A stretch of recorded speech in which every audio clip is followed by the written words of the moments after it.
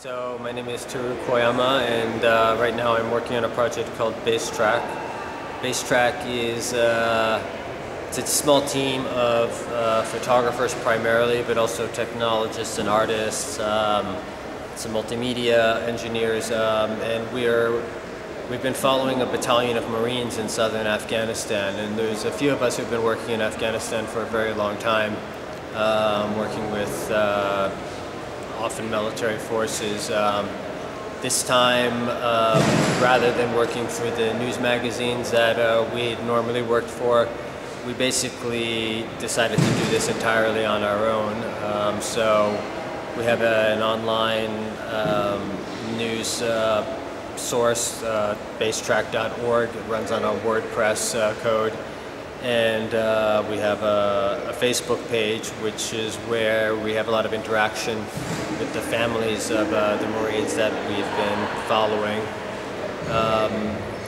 One of the key aspects of the project is to really simplify the process and to use as little professional equipment as possible. So mostly our primary cameras that we're using on the project are iPhones. We have one of the photographers is using a camera called a Play Sport, which is even more primitive than an iPhone. And the idea is really to use as much infrastructure that's available off the shelf to anybody. So Facebook page, Twitter, WordPress blog. And the idea being we're looking to prototype a system where in the decline of the professional journalism industry,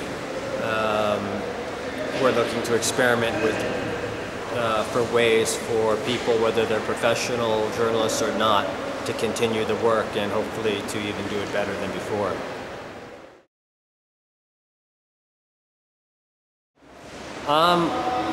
Well, to be honest, I think we thought about this much less than I see that other people are thinking about it and talking about it. And you know, we went to Afghanistan carrying a lot of gear, much more conventional cameras too.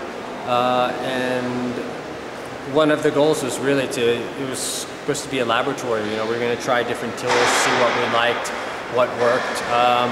We ended up really liking the iPhone. It's got a very good camera, shoots great HD video, it's got a nice audio recorder.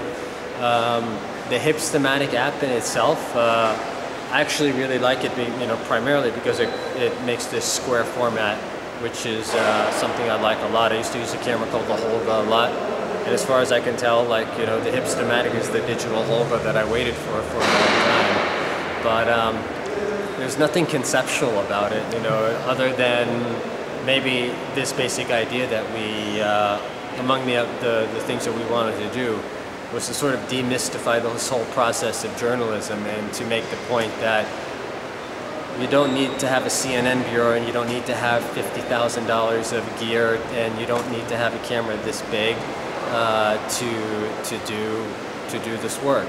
What we're interested in is recording information, making pictures, connecting people, recording the things that we're interested in. If that can be done with a camera that fits in my pocket and is dust-proof and has such a huge storage capacity that I can use it for 6 months without ever downloading the pictures, it's amazing. But this idea that it's, I hear all these ideas that it's somehow disrespectful to photograph wars with the Hipstamatic app. I don't get it. It's. But I think maybe one of the things it gets to is that this is one of my criticisms, maybe in general, photojournalism in particular, which is that I think in a lot of ways it's become an aesthetic. It's not an ethic. And it's not in many cases what I would consider journalism. I think there's a lot of photojournalists who aren't really journalists, they're illustrators. They make compositions and they give these compositions to magazines or to writers who then apply them to some kind of journalistic work. And I think in some ways this reaction against pictures that are made with the Hipstamatic, it's because they don't recognize the aesthetic. Somehow to them it doesn't look like photojournalism, so it's not photojournalism, whatever that means. But you know, to me it seems like a kind of odd concept that the lens or the film or the kind of application that you use has some real fundamental meaning in terms of the picture. You know, as far as I'm concerned, it's just a camera. Reinvention of photojournalism. I think in a way there's a reinvention of journalism in this very literal way where, you know, I think for professional journalists, they're looking at all this technology and seeing this as the end of their world and feeling that this technology is undermining